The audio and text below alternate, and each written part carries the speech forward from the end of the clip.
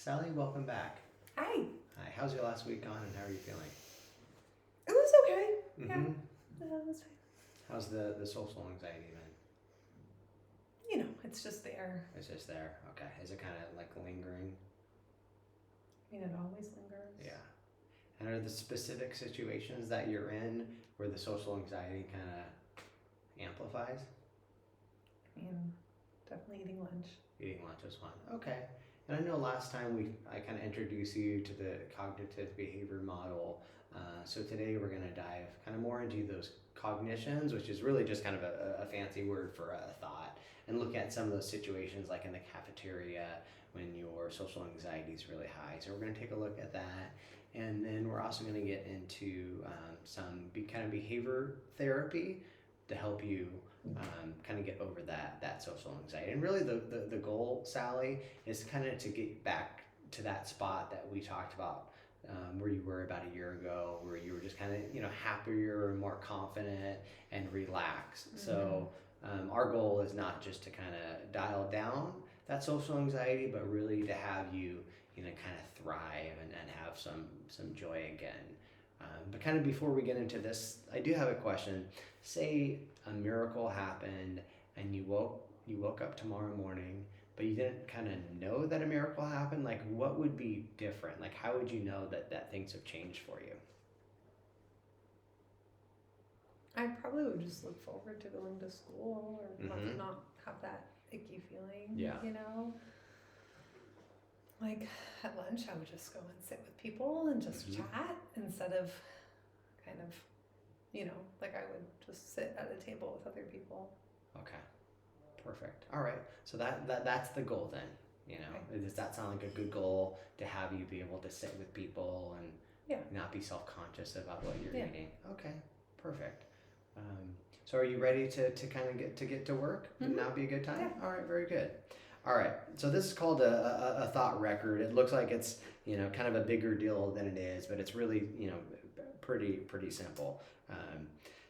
So with anxiety in general, social anxiety, and we talked a little bit about your generalized anxiety disorder, really to help dial that anxiety down, it's important to look at specific situations, not just, like I feel anxious, but like looking at specific situations and thoughts about those situations, and then really examining, okay, what are those distortions, kind of those maybe thinking errors during that situation. It's just a very useful method to help us overcome that.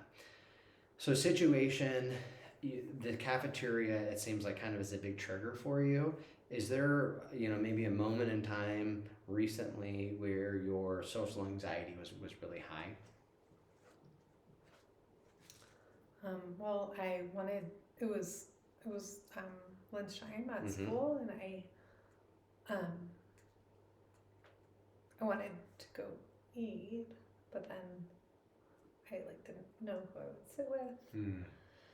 And I didn't know, it's kind of awkward. I feel like there's nobody who I can just go and sit with. But then also I don't want people to see me sitting by myself, because that kind of makes me a loser. So I just thought it would be better just not to go into the cafeteria, So I just went to the bathroom until lunchtime was over. Okay. So the situation, and correct me if I'm missing anything. So it was lunchtime, and you wanted to eat, but you didn't want to go in the cafeteria and eat alone and look like a loser, and you didn't necessarily have anyone that you thought you could eat with. So instead of kind of having that uncomfortable moment, you went to the cafeteria. I mean to the bathroom. Yeah. Okay. Did I miss anything there? All right. And if you can get back to that time, Sally, what were some of the emotions you had in terms of like anxiety on a 0 to 100 scale? Like 0, not anxious at all. 100, about as anxious as you could be. Like in that moment when you went to the bathroom, like how would you I rate just was yourself? like, I can't go in there because I don't know, into the cafeteria because I don't know where I'll sit. Mm-hmm. And then I'll probably sit by myself, and then you know, everybody else just seems to have friends that they sit with every day. And I couldn't, like, yeah, I mean, I just couldn't do that because where would I go, you know? So it just seemed like better to just be alone in private in the bathroom than to be alone with everyone watching me. Got it. Alone. So this is actually good because we're already jumping to some of these unhelpful thoughts. And then we'll get back to this emotion rating scale. But some of those thoughts you had where I can't go in there, meaning I can't go in the cafeteria. I'll sit by myself if I go into the cafeteria. Everyone else has friends that they sit with every day. So those are some of those what we call unhelpful thoughts or negative thoughts. Where would you rate in that moment in time, where would you rate anxiety from 0 to 100%? Like 100? I can't 100%. imagine anything worse than that. Okay, so 100%. Yeah, I mean, what could be anxiety. worse? There's nothing worse than that. Okay. How about like maybe like any sadness? Was that an emotion that was showing up? Or mostly just anxiety? Panic. Yeah. And where would you put your panic from 0 to 100? Well, like I could still breathe, so like probably like 50, you know. Okay, so 50%. All right. What would your goal be for anxiety? So in a moment like that, like walking into the cafeteria, like we talked about a little bit earlier. Well, I mean, if other people would just say, "Come sit with you, Sally. Come sit with me, Sally," then it would be fine. But no one says that to me. Oh, it's really hard. Yeah, that's really tough. But what would your goal be from an anxiety standpoint, like walking into the cafeteria? I think it would just be fine because I would just have friends to sit with. Okay, but even if you didn't have friends to sit with, like even if you walked in the cafeteria, like what would you want that to be, that anxiety level? That I mean that like your goal instead of like 100%, like where would you like want that to be? So you exactly. Yeah. Something like 10%, 0%. Okay, so 0% would be the goal for anxiety, and then how about panic? What would be the goal for panic? I mean, yeah, no panic, no panic. Okay. So panic would be 0%. Okay, perfect. We'll come back to those goals, and then physical sensations. Like what? Like maybe heart beating, anything along those lines? Heart going really fast, and like I feel nauseous, and then why even bother going in there and eating? Because I just feel nauseous, because then I just feel so nauseous that I don't want to eat anyway. So it's heart just like racing, the heart, nauseous. yeah, and kind of like sweaty palms. Sweating palms. Okay. All right. So heart racing, nauseous, sweating palms, and we've already got some of those thoughts you mentioned. I can't go in there. Mm-hmm. I'll sit by myself. Everyone else has friends that they'll stay with every day. Okay. Mm-hmm. Yeah. And in cognitive therapy, kind of a big thing is this thing called cognitive restructuring, where we learn some of the distortions, which is basically just kind of a way of like some thinking errors in our thoughts, and we replace some of these thoughts, like I can't go in there, with some more kind of healthy and realistic and balanced thoughts. And there's some methods for us to do that. To get to that place. One's called the double standard technique, and it's like how you would talk to a friend.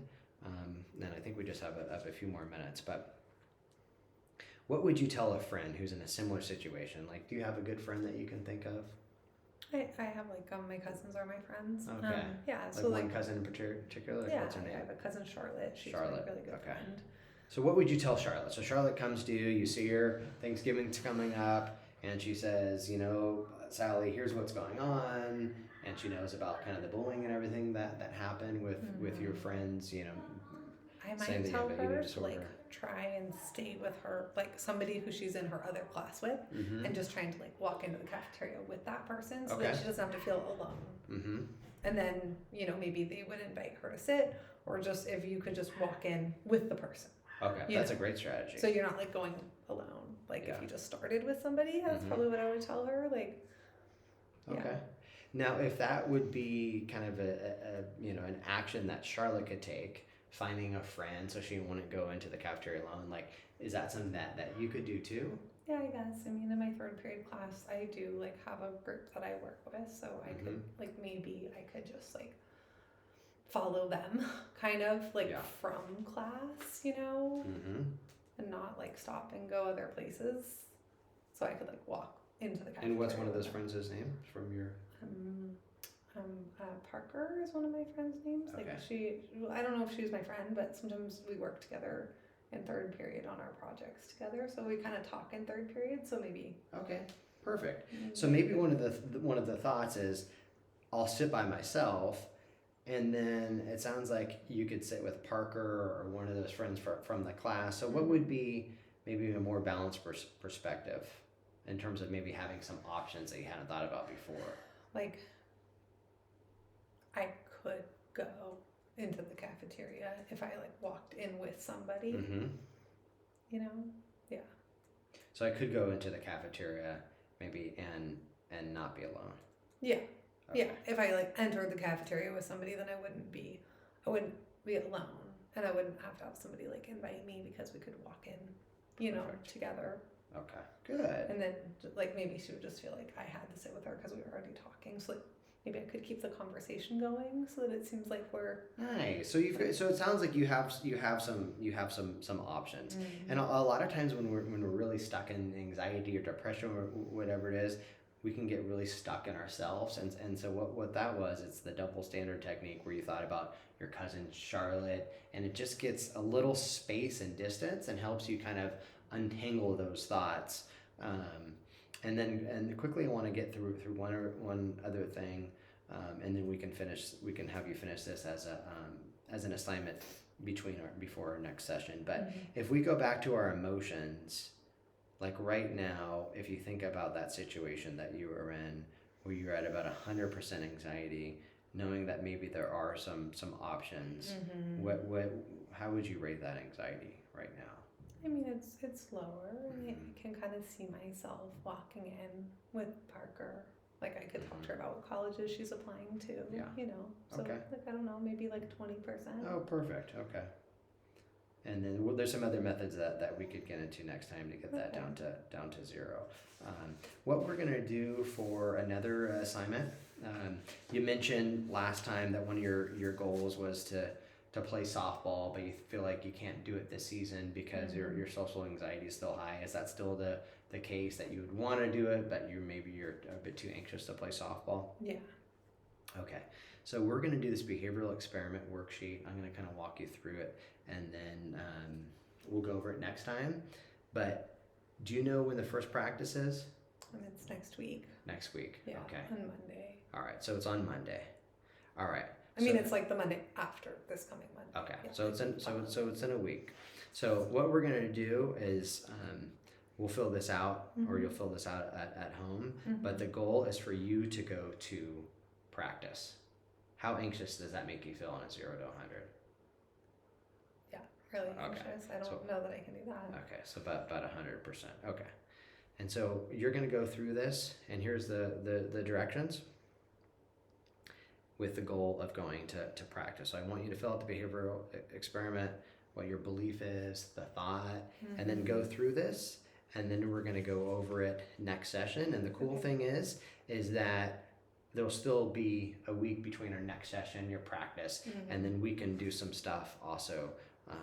There's like cognitive exposures where we can kind of walk through that. I can also teach you some relaxation techniques to kind of dial things down. So I don't know, but I can do homework. I'm perfect. Really good at homework. Exactly. I don't know about like if I can go to practice, but I could do the homework. So we're going to do that. Perfect. So for this week, assignment in between is finish this thought record and then do the behavior experiment, and then we'll go from there. But you're doing great work. Keep it up. Okay. And thanks. yeah, you're welcome. Thank you, Sally. Bye.